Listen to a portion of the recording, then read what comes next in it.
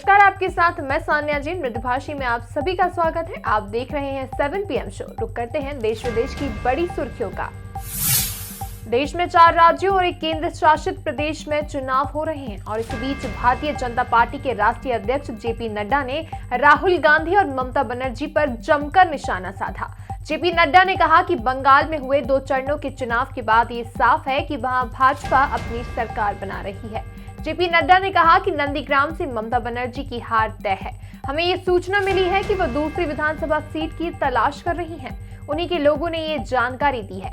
JP Nadda ने आगे कहा कि बंगाल के परिणाम आश्चर्यजनक होने वाले हैं। बंगाल के लोग ममता बनर्जी को हटाने के लिए उत्सुक हैं। जेपी नड्डा ने कहा कि बंगाल में ममता की हार और हमारी जीत तय है।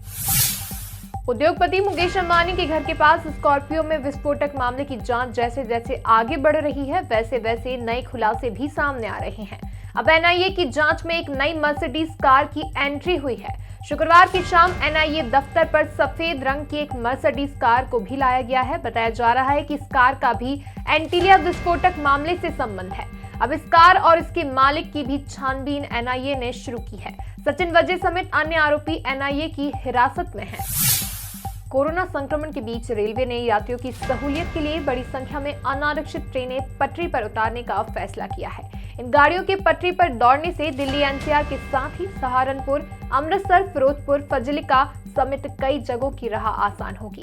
5 अप्रैल से ज्यादातर अनारक्षित ट्रेनें लोगों की राह आसान करेंगी। उत्तरी रेलवे की तरफ से कुल 71 अनारक्षित ट्रेन और एक्सप्रेस ट्रेनों की सूची जारी की गई है। वहीं रेल मंत्रालय ने ट्वीट कर शनिवार को इसकी जानकारी दी है।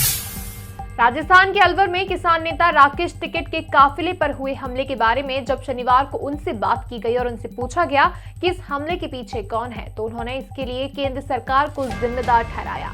राकेश टिकैत ने कहा कि इसके लिए केंद्र सरकार जिम्मेदार है और कौन होगा, ये उनकी युवा इकाई ने किया है। उनका कहना था कि राकेश टिकैत गो बैक, मैं कहां जाऊं। उन्होंने मेरी कार पर पत्थर फेंके और लाठी भी चलाई। वो हमसे क्यों लड़ रहे हैं? हम किसान हैं, ना कि राजनीतिक पार्टी। ब्रिटेन में कोरोना वैक्सीन लेने से 7 लोगों की मौत हो गई, जबकि 23 लोग गंभीर बीमारी के शिकार हो गए हैं। ब्रिटेन में कोरोना की ऑक्सफोर्ड एस्ट्राजेनेका वैक्सीन लेने के बाद 30 लोगों की तबीयत बिगड़ने लगी। ब्रिटेन के मेडिकल अधिकारी ने बताया कि वैक्सीनेशन के बाद सभी के सिर में ब्लड क्लॉटिंग की शिकायत आने लगी। इन लोगों को अस्पताल में भर्ती कराया गया। इनमें से 7 लोगों ने दम तोड़ दिया।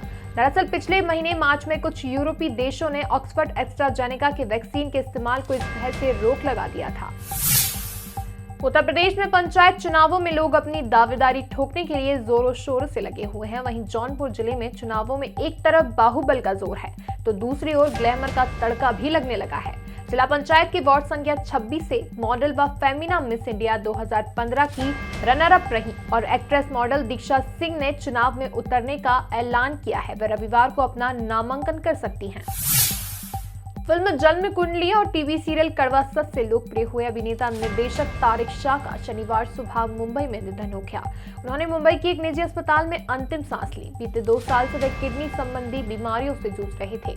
बता दें कि तारिक शाह अभिनेत्री शोभा आनंद के पति थे। तारिक निर्देशक और निर्माता भी रहे हैं। उन्होंने जन्म कुंडली, बाहर आने तक जैसी फिल्मों का निर्देशन किया।